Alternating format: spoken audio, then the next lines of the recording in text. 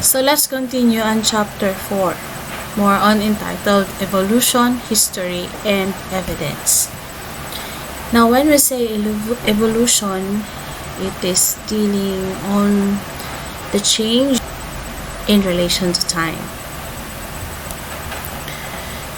So we have encountered terms like organic evolution, descent with modification, population consists of individuals of the same species that occupy a certain area at the same time, or sharing unique set of genes. Example of a population, human population.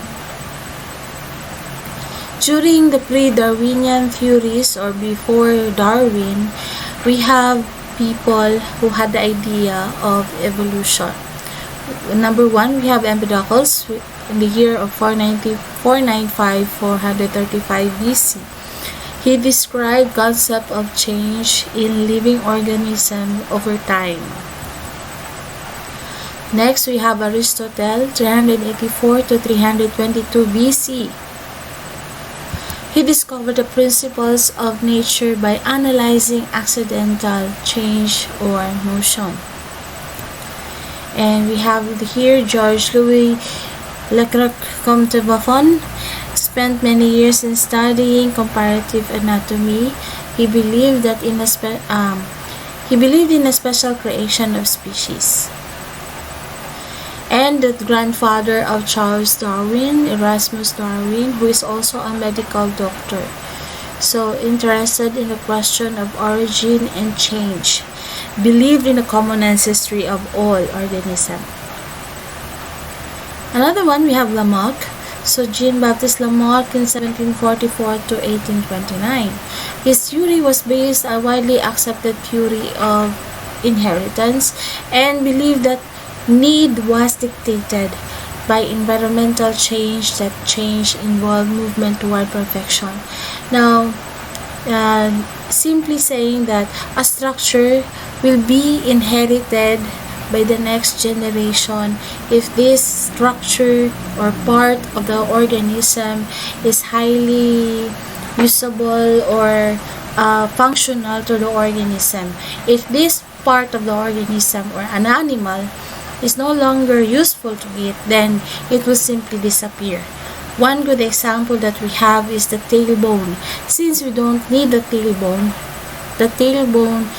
reduces its size, and that is serve as the coccyx.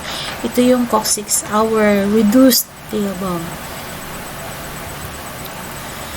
Darwin's early years and his journey. So we have Charles Robert Darwin in 1809 and 1882. He was born in February 12, 1809. His interest centered around dogs, collecting and hunting birds. He entered medical school in Edinburgh, Scotland, but he got out because he felt he's not good in it, so he trained for clergy, the Church of England. Then later on, he joined the voyage of HMS Beagle. So from Australia to Indian Ocean, then to the South America, then he report back to England, then voyage again from England going to South America, then to the Galapagos Island before he goes back to the Pacific Ocean. During Darwin's theory, he was being influenced by the ideas of the geologists Charles Lyell and James Hutton because of their theory of uniformitarianism. They said that based on this idea, that forces of wind, rain, river, volcanoes, and geological uplift shape the earth today. So the surface of the earth also changes.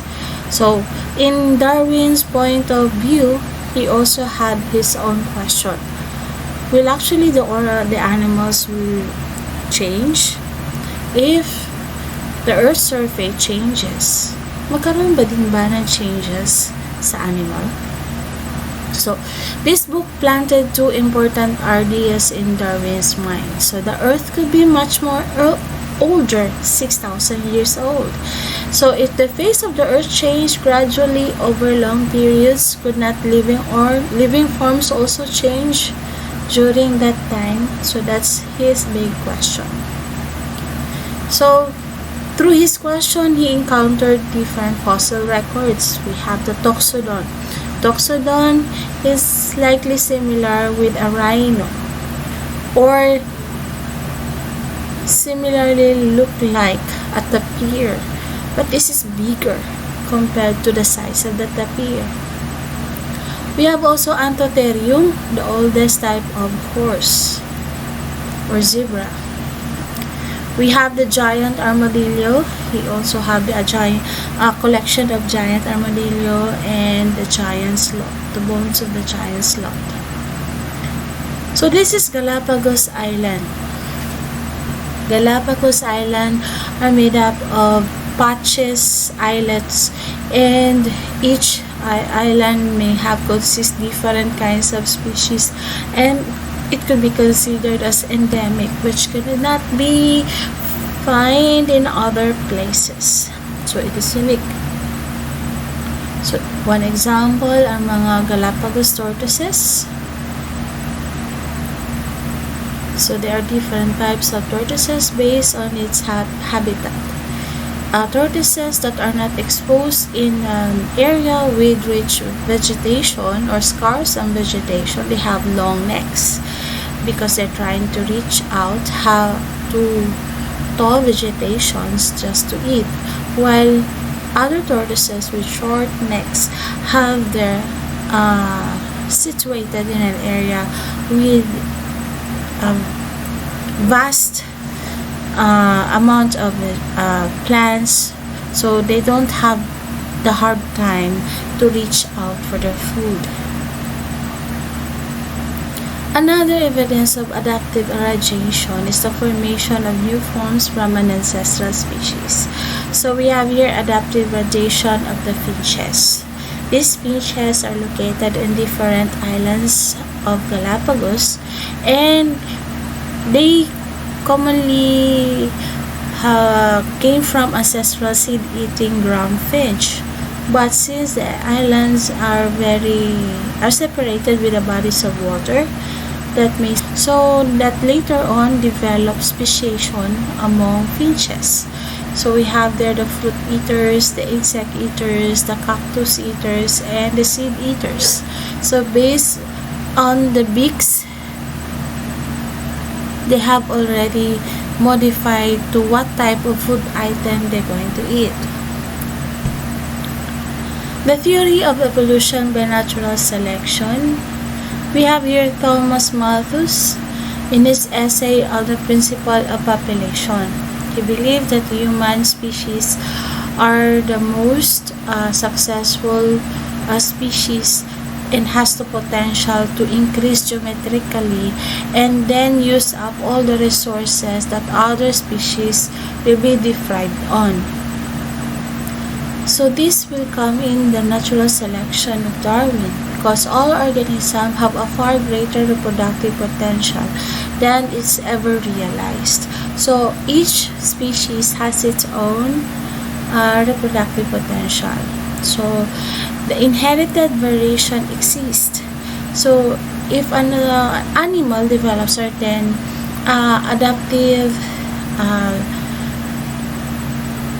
way, this must be inherited for the next generation. And because of these resources are limited, this will give stress to other organisms to survive. Like for us, food resources may be a limiting factor for some animals. Territory, we have already seen this in the reality, in which much of our forests are being converted to agriculture or to residential areas just to cope up with the demands of the citizen. Adaptive traits are perpetuated in subsequent generations.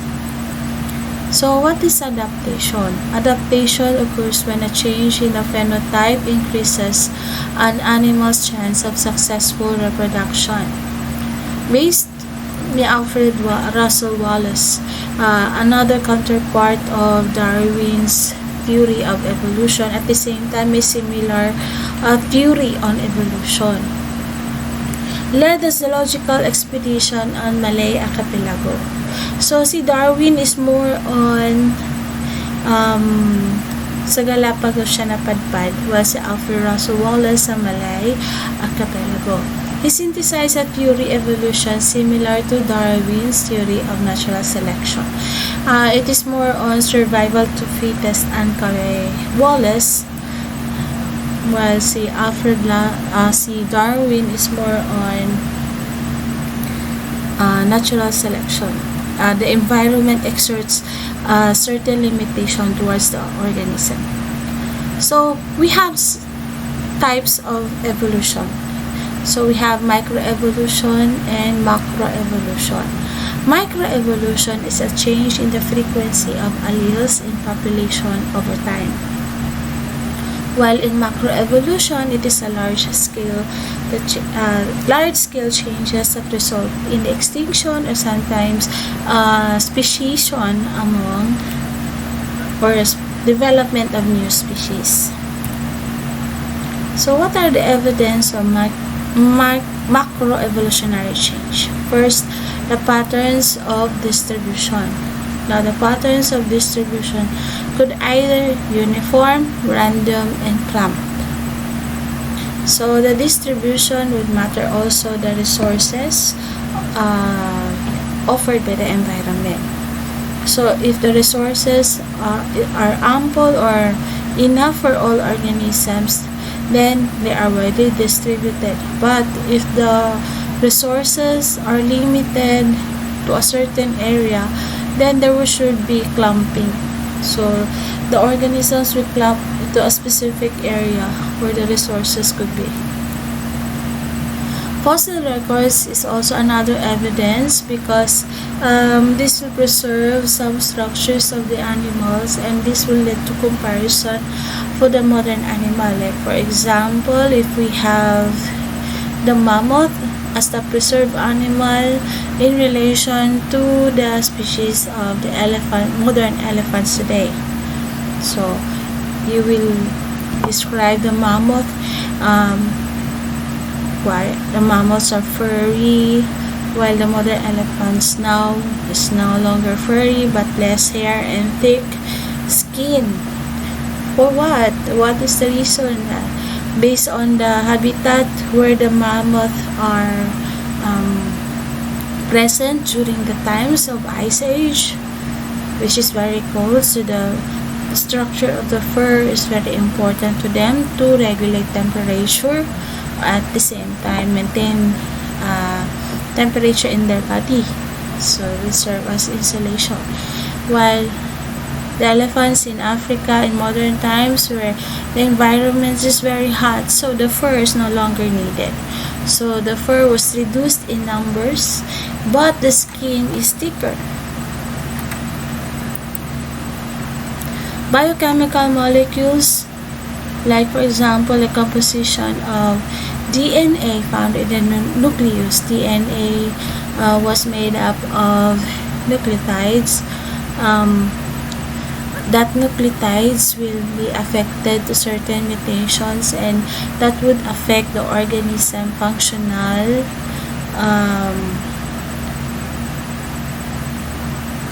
behavior, at the same time its body structure. Okay, another one is anatomical structures. Anatomical structures, like what we have here, the human appendicular skeletal, we have the human, the horse, the cat, the bat, the bird, and the whale. Even though it has a different function, but based on ancestry, they are similar. They only have slight differences in appearance, but ancestral origin are similar. Developmental patterns also may be a good evidence, because during the first month of development, we are like equal in appearance. Kung ano ang first embryonic stage ng mga lizards, we are the same. And it becomes different now when after trimester, third month, in which some of the structures are reduced, some were developed to another type of structure based on its function. Biogeography, this is the study of geographic distribution of plants and animals. Now, through geography, we could able to describe also the similarities and differences of the animals. Like for example, of non-flying birds, we have the ostrich, rhea, emu, kiwi, and cassowary. They have similarity in appearance, in which the legs are dipodia, or 2 digits fused to one, and they are flightless, in which the appendicular bones were not developed for flying, and they have a solid type of bone that is ideally for running and body support.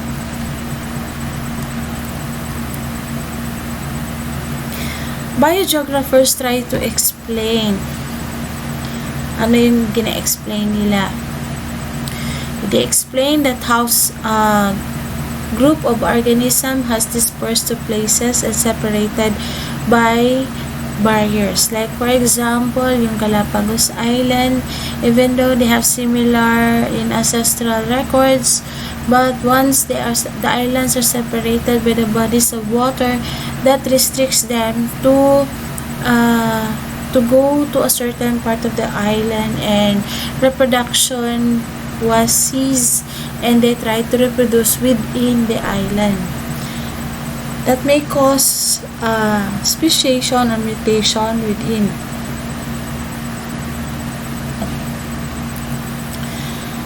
Paleontology is another discipline that study of the fossil records, which provides some of the most direct evidence of evolution.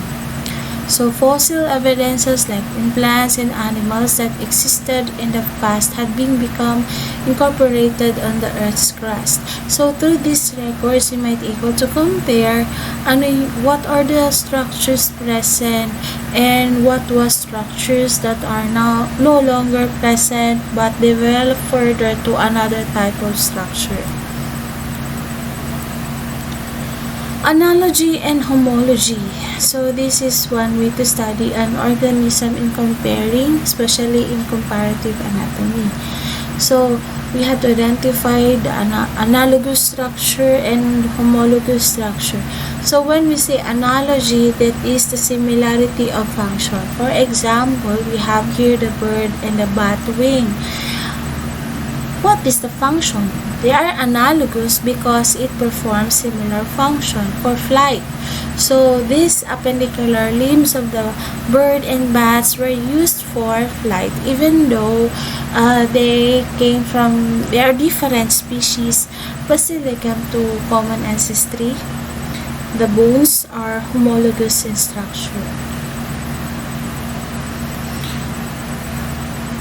So when we say homology, these are the two different organisms that are similar in structure and function, and they share common ancestry. Okay, what are the homologous structure here? We have the bat wing and the bird wing. While this one, the insect wing, or even though it was used for flight, it is not homologous because it came from a different ancestry. And they are only analogous because it only performs similar function. So comparative anatomy is the study of body structures of different species of animals. So this study of structure of living and fossilized animal, and the homologies were identified, analogies and homoplasies of the animal. So this would indicate evolutionary close relationship between species.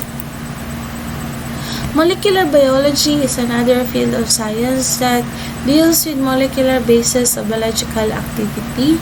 So, yung mga proteins, carbohydrates within the cell, this is the fitted to this kind of discipline. So, it chiefly concerns of understanding the interaction between the various system of our cell and the synthesis of DNA, RNA, and other protein components. Developmental patterns is also evidence to show the relationship of the animals, because at the beginning of the trimester we are just simply like similar. Like for example here, the fish, the reptile, the bird, and the human.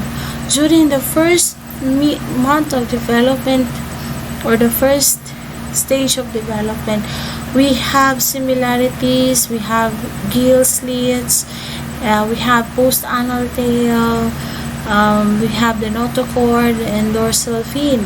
That later on it becomes different, changes happens, that the pharyngeal slit, gill slits in higher form of animals form into lungs, while other forms into gills.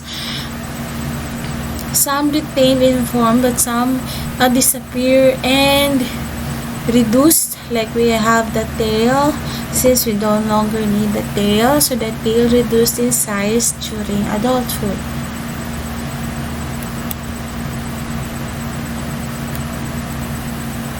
So in interpreting the evidences, phylogeny and common descent.